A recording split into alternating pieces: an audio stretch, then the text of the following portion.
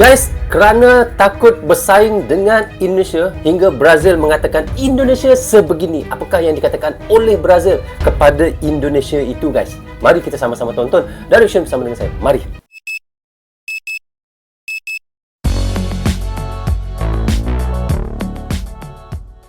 Hai guys, Assalamualaikum. Apa khabar semua? Berjumpa lagi kita di dalam Brozul Channel, guys. Apa khabar anda, orang Indonesia, orang Malaysia, orang Brunei, orang Singapura ataupun di seluruh dunia? Apa khabar anda semua? Saya doakan semoga anda sentiasa sihat, sentiasa dalam rahmat Allah, sentiasa dalam lindungan Allah dan sentiasa diberkati oleh Allah Subhanahu Wa. Bagi anda yang baru saja menemui channel Brozul ini, inilah Brozul Channel yang mengetengahkan tentang reaction, tentang Indonesia, guys. Banyak yang saya ketengahkan tentang politik, tentang peperangan, tentang ekonomi dan banyak lagi yang saya reactionkan tentang Indonesia sahaja. So guys, hari ini saya hendak mereactionkan satu lagi video daripada channel, iaitu Garuda Nusantara. Jangan lupa pergi ke channel Garuda Nusantara, klik butang subscribe-nya dan klik butang loceng, tanda sokongan anda kepada Garuda Nusantara. Jangan lupa, guys. So, tajuk hari ini yang saya mahu reactionkan hari ini adalah katanya kabar hari ini. Takut bersaing, Brazil sebut Indonesia begini. Wow, apakah yang Brazil sebutkan kepada Indonesia? Adakah kerana ia takut bersaing dengan Indonesia, maka dia banyak yang dikatakan tentang Indonesia. So guys, mari kita sama-sama bongkarkan apa yang diceritakan oleh Garuda Nusantara. Mari. Tidak ada fleksibilitas di dalam diplomasi kedaulatan. Itu satu hal yang wajar di satu sisi ya, karena ada tata krama diplomasi yang memang dilanggar oleh Brazil. Di sisi yang lain, saya sih berharap ini tidak sampai harus berlanjut ke tingkat yang lebih serius ya. Asal ada dialog, saya kira dari pihak Brazil kita sapa dengan lebih baik, itu bisa lumer lah ya ketegangannya. Jangan sampai kita grogi gara-gara kita digugat di WTO. Brasil sebut RI belum patuhi putusan WTO, pemerintah pakai jalur diplomasi. Kerana apa, guys? Brazil begitu dengan Indonesia? Pendekatan jarak diplomasi tengah dijalankan Indonesia ke Brazil menyusul laporan terbaru dari Organisasi Perdagangan Dunia atau WTO mengenai kepatuhan Indonesia atas putusan panel dalam sengketa impor daging ayam. Deputi Bidang Kerjasama Ekonomi Internasional Kementerian Koordinator Bidang Perekonomian Rizal Afandi Lukman mengatakan, proses legal di WTO dan bilateral dengan Brazil berlangsung secara paralel, terutama soal penerbitan sanitary and phytosanitary atau SPS bagi daging ayam asal negeri Samba. Kementerian Pertanian telah memproses usulan aplikasi Brazil yang saat ini Brazil sedang dalam tahap pemenuhan kelengkapan dokumen, kata Rizal saat dihubungi bisnis pada Jumat. Rizal pun mengemukakan bahwa Indonesia juga sedang dalam tahap perundingan untuk banding mengenai laporan terbaru tersebut. Dia tidak memperjelas banding yang dimaksud. Dalam laporan panel yang diumumkan WTO, Indonesia disebut belum memenuhi sejumlah rekomendasi yang dikeluarkan Dispute Settlement Body.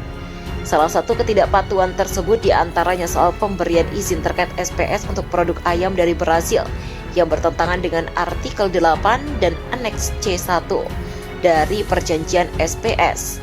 Panel berpandangan keterlambatan Indonesia dalam meninjau aplikasi panel tidak bisa dibenarkan apapun alasannya seperti jadwal internal dan tidak tersedianya tenaga ahli di dalam negeri. Menurut panel, anggota WTO harus memastikan bahwa rencana prosedur internal dan sumber daya tersedia menjamin pemrosesan untuk persetujuan SPS tanpa penundaan yang tidak terlalu. Panel juga berpendapat bahwa penjualan dan distribusi produk unggas di Indonesia bersifat diskriminatif. Salah satunya adalah pengenaan sanksi bagi impor yang menjual produk tanpa fasilitas rantai pasok dingin. Padahal sanksi itu berupa tak berlaku bagi produsen di dalam negeri. Mengenai kekhawatiran bahwa laporan terbaru WTO lambat laun bakal membuat Indonesia membuka keran impor produk unggas, Direktur Jenderal Perundingan Perdagangan Internasional Kementerian Perdagangan Imam Pembaigon mengatakan perlu perunggasan di dalam negeri dan tidak mengkhawatirkan ancaman banjirnya produk tersebut di tanah air. Kekalahan Indonesia dalam gugatan yang dilayangkan Brazil itu membuat pemerintah harus mengubah sejumlah kebijakan. Sejak awalnya pengajuan gugatan, Brazil menilai regulasi Indonesia telah menghalangi masuknya karkas ayam ke pasar domestik. Tapi kalau masalah banjir, tidak banjir, dan ini berlaku tidak hanya untuk ayam namun produk lainnya. Sebenarnya terserah kepada kita kalau kita lebih memilih membeli produk domestik Kita tidak perlu khawatir akan kebanjiran kata IMA. Dia juga menyoroti bahwa masuknya produk impor bakal memacu daya saing barang yang diproduksi di dalam negeri dalam meraih pasar. Jika tidak demikian, para importir bakal lebih memilih produk impor yang dinilai lebih murah. Kuncinya Indonesia harus jaga dan meningkatkan daya saing. Dan seperti yang disampaikan reformasi harus dijaga dan regulasi ini harus dijaga, kata Iman.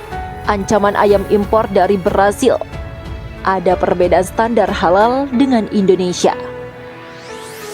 Isu serbuan impor daging ayam Brazil membayangi para peternak dan konsumen di dalam negeri. Peluang impor ayam dari negeri Samba ini terbuka setelah Brazil memenangkan gugatan di WTO yang meminta Indonesia membuka pasarnya untuk ayam dari Brazil. Namun terdapat sejumlah pertanyaan tentang pembukaan keran impor ayam Brazil ini. Selain persoalan keseimbangan pasar di dalam negeri dan soal perlindungan peternak, ada satu hal lain yang mencuat, yakni soal kehalalan ayam.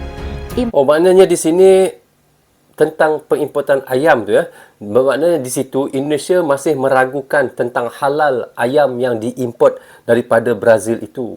Memang kita tahu sebab itu adalah negara Samba ataupun boleh kita katakan itu adalah negara yang bukannya majoriti Islam. Maka bila kita mengimport suatu makanan yang untuk makanan apa orang kata makanan yang kita selalu makan setiap hari daripada negara yang bukan negara Islam, maka sebab Indonesia penduduknya Islam majoritinya, jadi untuk kita mengatakan yang halal itu kita harus menyelidik yang sebenar-benarnya ya, untuk kita mengimport daripada negara tersebut.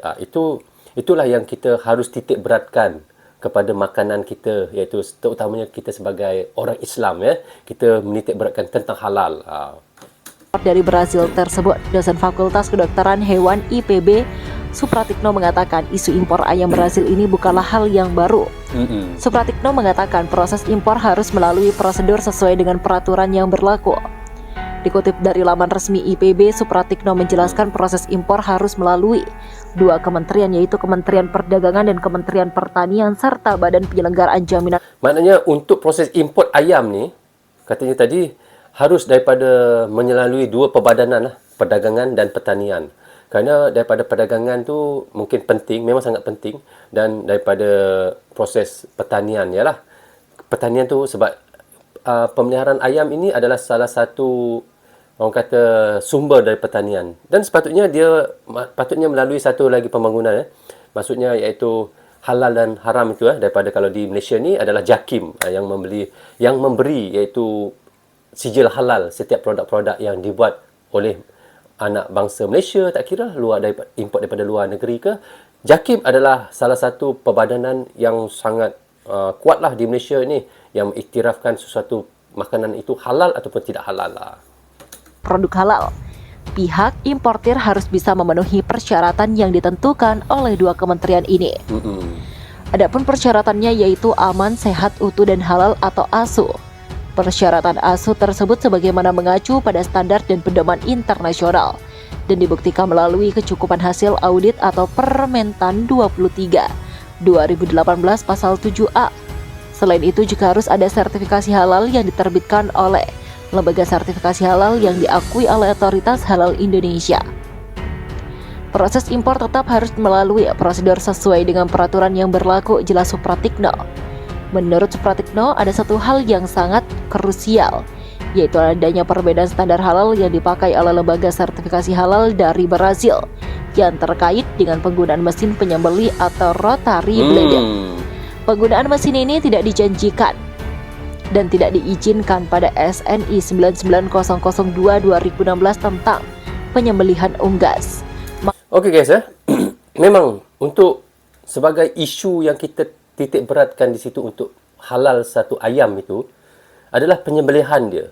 Kita nak tahu bagaimana cara penyembelihan dia. Adakah ayam tu sudah mati baru disembelih ataupun belum mati disembelih, ataupun dia sembelih tapi tak mati. Maksudnya gitulah. Lepas tu adakah yang menyembelihkannya tu adalah orang Islam? Untuk menyembelih ayam bukannya boleh orang bukan Islam untuk mengiktirafkan benda tu halal ke tak halal. Betul tak? Kalau orang bukan Islam pun dia menyembelih dan ayam tu mati tapi dia bukan Islam, tak halal juga sebab dia mesti orang Islam yang menyembelihkan untuk sesuatu makanan untuk orang Islam. Itu yang menjadi satu isu juga. Di Malaysia pun pernah jadi isu begitu guys, tentang proses halal dengan haram ataupun tidak halal daripada penyembelihan ayam itu tadi. Ada isu ini pernah berlaku di Malaysia juga. Kamu tidak mau produk yang akan masuk Indonesia harus memenuhi syarat tersebut, ucap anggota Divisi Penyembelihan Halal Skin Center atau HSC, Lembaga Penelitian dan Pengabdian kepada Masyarakat atau LPPM IPB University ini. Ia meminta Badan Penyelenggaraan Jaminan Produk Halal atau BPJPH sebagai otoritas yang berwenang dalam jaminan produk halal wajib memastikan status kehalalan daging unggas yang masuk memenuhi standar yang berlaku di Indonesia. Betul. Supratikno kemudian memberikan langkah strategis yang bisa pemerintah lakukan untuk mengatasi hal ini. Menurutnya, pemerintah perlu memperkuat sinergi antar kementerian dan lembaga yang terkait dalam melindungi dan mendukung industri perunggasan dalam negeri. So, okay guys, kita dah reaction tadi daripada channel iaitu Garuda Nusantara. Anda jangan lupa pergi ke channel Garuda Nusantara, klik butang subscribe-nya dan klik butang loceng. Tanda sokongan anda juga kepada Garuda Nusantara. Kabar hari ini, takut tersaingi, Brazil sebut Indonesia begini. Oh, rupanya tentang isu import Indonesia kepada Brazil tentang makanan iaitu daging ayam ya. Di situ Indonesia sangat meragukan tentang halal iaitu proses daripada Brazil pengimportan ayam. Tapi guys kerana saya tengok di Indonesia pun salah satu negara yang besar dan banyak tanah-tanah yang luas dan banyak tempat-tempat yang boleh untuk memelihara ayam. Tetapi kenapa di situ Indonesia tidak mahu memproduksi satu kawasan yang besar untuk membuat satu reban ayam ataupun kandang ayam yang besar, iaitu untuk hasil pengeluaran ayam Indonesia sendiri. Mungkin saya rasa ada, tetapi mungkin itu hanyalah orang kata kalau di Malaysia ni ayam kampung ataupun ayam-ayam daging yang biasa saja.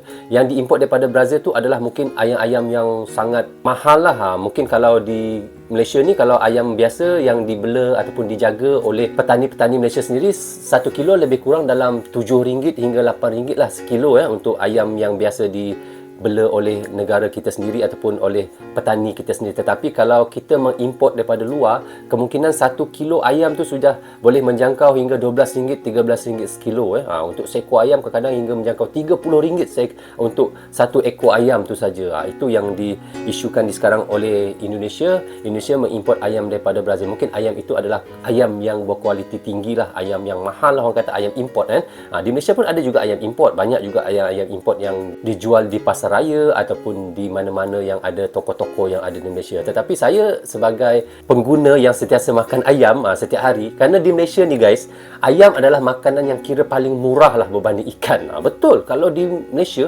ikan adalah makanan yang paling mahal guys, termasuklah cumi-cumi. Kalau di Indonesia kata cumi-cumi guys, kalau di Malaysia kata sotong. Kalau sotong guys, ya Allah mahal guys. Kalau dapat makan sotong sebulan 2 kali tu pun dah kira mewah dah tu sebenarnya. Saya biasanya jarang makan sotong guys, kerana pertamanya saya tak suka makan sotong sebab entahlah, saya memang tak suka sangat lah. Bukan kerana dia mahal tetapi saya memang tak berapa minat.